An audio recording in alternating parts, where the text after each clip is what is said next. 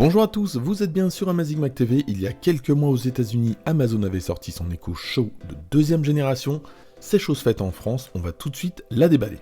Son prix est de 229€, c'est le plus cher de toute la gamme Echo puisque l'Echo Plus coûte 149€. Mais par contre ici, donc on a un écran de 10 pouces avec 450 lumens, c'est un écran HD, ça suffit franchement pour ce qu'on a à faire avec ça. Et par contre le son est vraiment très très bon. Autre avantage, c'est que cette enceinte embarque comme l'Echo Plus un concentrateur Zigbee, et ça c'est vraiment bien, puisque par exemple si vous avez des lampes Philips Hue, d'ailleurs il y en a une de livrée gratuitement avec, vous allez pouvoir utiliser une lampe Philips Hue sans pont Philips Hue, ça c'est pas mal. Et maintenant que je suis venu enfin à bout du petit scotch qui m'empêchait d'ouvrir la boîte, voilà à quoi ça ressemble. Donc dans la boîte on va retrouver l'Echo Show, dans son petit carton, et on va avoir la prise d'alimentation, et c'est tout. Une fois qu'on a fait ça, on va pouvoir allumer l'Echo Show. Il n'y a pas de piège au niveau de l'installation, ça se passe comme sur un Echo Spot. Alors, ça va demander l'adresse mail du compte Amazon, puis le mot de passe, ça va nous demander le réseau Wi-Fi sur lequel on veut l'installer, et on va mettre le mot de passe Wi-Fi, il n'y a pas de piège. Par contre, premier bémol sur ce produit, c'est son écran. Regardez les reflets, il y en a énormément, c'est un petit peu compliqué. La première fois, il va y avoir une mise à jour, et écoutez ce son. Mise à jour de l'appareil en cours. La mise à jour dure à peu près 10 minutes, c'est un petit peu long, et ensuite on va avoir le droit à une petite vidéo de présentation, comme pour l'Echo Spot. Alexa, lorsqu'elle est prête, un voyant bleu apparaît sur l'écran. Utilisez votre voix pour regarder des vidéos, contrôler des caméras et appareils connectés compatibles, passer des appels vidéo sur un autre appareil. Alors là, je pense que vous l'entendez, le son n'est pas au maximum, mais en tout cas on entend vraiment bien les basses, on a vraiment de bonnes basses. On a 2 haut-parleurs, en fait, sur ce produit, on a 8 micros, et on va retrouver en façade également une caméra qu'on va pouvoir, avec les boutons qui se trouvent en haut, on a 3 boutons, un bouton volume plus, un bouton volume moins, et on a un bouton qui permet de couper le micro, mais ça coupe aussi la caméra en même temps. Grâce au hub connecté intégré, vous pouvez facilement configurer et contrôler des appareils connectés compatibles, comme des ampoules et des prises connectées. On va maintenant voir ce qu'on peut faire avec ce produit. Alors on peut faire tout ce qu'on fait déjà avec Alexa, et on va voir ce qu'on peut faire en plus. On va donc aller sur l'écran d'accueil, et comme sur l'Echo Spot, pour avoir le menu, on va slider de haut vers le bas, comme ceci. Et là on va voir différents réglages, donc la luminosité. On va pouvoir revenir à l'écran principal, donc ça peut aider. On va avoir les alarmes. On va retrouver les accessoires, donc là toutes les lampes qu'on peut commander d'ici.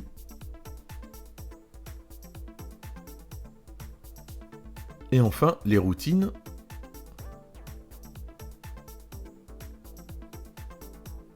Donc ça c'est généralement des routines avec Philips Hue.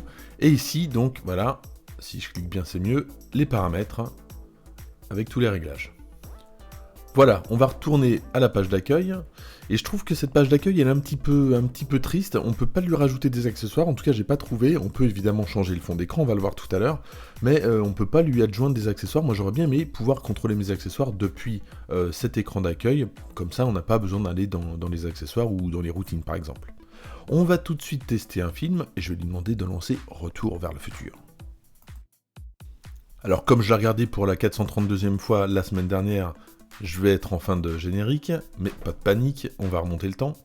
Et donc là, contrairement à l'Echo Spot qui fait exactement la même chose, c'est quand même plus agréable de regarder sur un 10 pouces que sur un tout petit Echo Spot.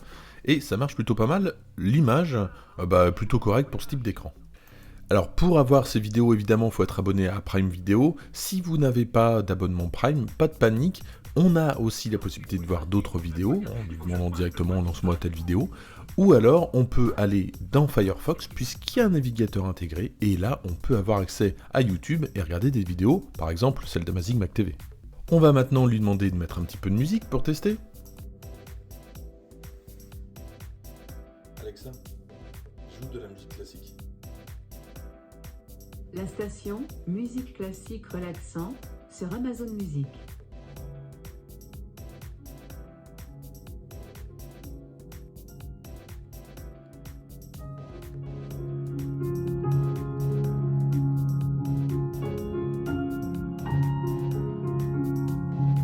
Alors je ne sais pas ce que ça rend à l'écran, en tout cas ici le son est vraiment très bon, au niveau des basses ça passe très bien, lorsqu'on pousse un peu par contre au maximum, les aigus se distordent un peu et ça devient un peu, c'est pas terrible à l'écoute, les basses elles par contre même au maximum restent fidèles, c'est plutôt pas mal. Alors par contre si le son est au maximum, là ça devient très compliqué de parler à Alexa et faudra baisser un petit peu le son parce que ou alors faudra hurler, sinon Alexa ne vous entendra pas.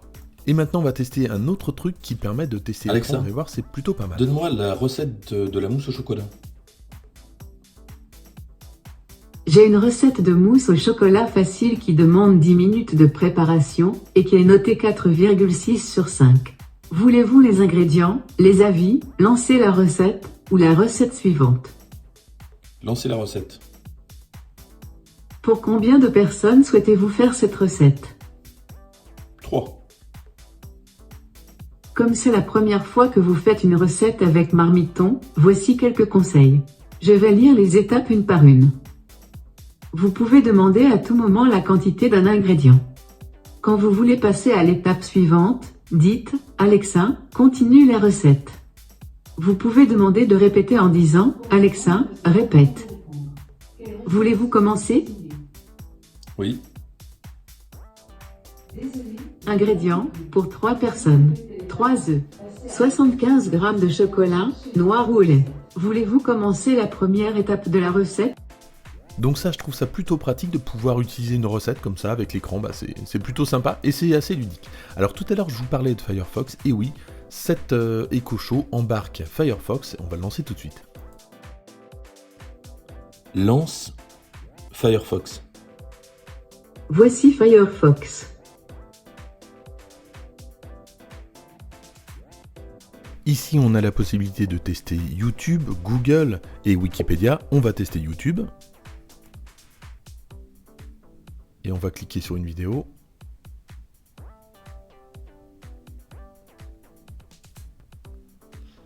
Voilà, franchement ça c'est vraiment bien aussi. Alors on sait que Google et Amazon ne sont pas vraiment en bons termes, mais grâce à ça on peut quand même utiliser YouTube, c'est un bon point. On peut également faire d'autres recherches. Alexa, cherche Echo Dot 3 sur Firefox. Recherche. Voici les meilleurs résultats pour Echo Dot 3. D'après votre historique. Bon, ça vaut ce que ça vaut, mais en tout cas, ça a le mérite d'être là. Sur Firefox, on peut utiliser Google, et donc on peut faire une recherche. Donc ici, je vais chercher Echo Dot 3. On va chercher, et voilà à quoi ça va ressembler.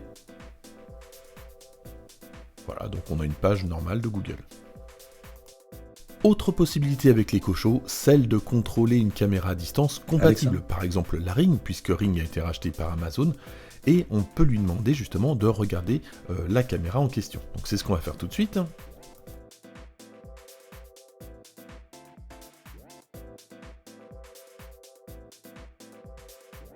Comme il y a une caméra, on peut s'en servir aussi pour faire de la conversation vidéo avec des interlocuteurs, qu'aurait un EcoSpot ou alors simplement un téléphone compatible ou un autre Echo Show. Et on peut évidemment, dans la maison grâce à Drop-in, utiliser les caméras pour discuter entre pièces.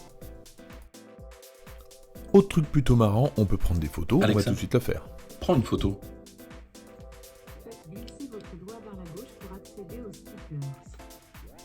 On va prendre une photo, on va pouvoir la mettre en fond d'écran évidemment une fois qu'elle est enregistrée, et on peut même faire plusieurs photos comme dans Photobooth, ça c'est plutôt sympa. Et on va même pouvoir rajouter surtout un stickers. On va tout de suite Alexa, faire le test. Prends une photo. Faites glisser votre doigt vers la gauche. Et voilà les stickers, tiens on va se rajouter une moustache, ça donne l'air élégant. Élégant ou ridicule, la limite est un petit peu floue. Alors je vous disais, on peut enregistrer 4 photos comme dans Photobooth, voilà à quoi ça ressemble, et puis après on peut revenir, on peut sélectionner si on veut une photo ou 4 photos. On peut également utiliser les skills qui étaient compatibles EcoSpot, comme ce superbe skill. Alexa, lance lampe à plasma. Donc ça, par défaut, ça va être développé sur EcoSpot, mais ça fonctionne. Et je me posais la question, du coup, l'écran reste tout le temps allumé, ça chauffe. Et ben non, si vous dites à Alexa d'éteindre l'écran, et ben il va s'éteindre. Et ça, c'est pas mal pour sauver la planète. Et pour terminer, on a une compatibilité avec Vevo, on va pouvoir regarder des clips. Alexa, mets des morceaux rock sur Vevo. Lecture de morceaux rock sur Vevo. En conclusion, l'Echo Show est vraiment une synthèse parfaite de toute la gamme Echo qui existe actuellement. Non seulement ça sert de tablette, donc vous pouvez regarder des films, des vidéos, aller sur YouTube, utiliser Firefox, mais en plus la qualité audio est vraiment bonne, donc ça sert d'enceinte, il n'y a aucun problème, c'est même mieux que la plupart des enceintes Amazon. Et en plus, vous avez une passerelle Zigbee, ça c'est vraiment pas mal pour se passer de certains ponts, justement, les Philips Hue dont on a parlé tout à l'heure. Alors évidemment, cette enceinte a des défauts.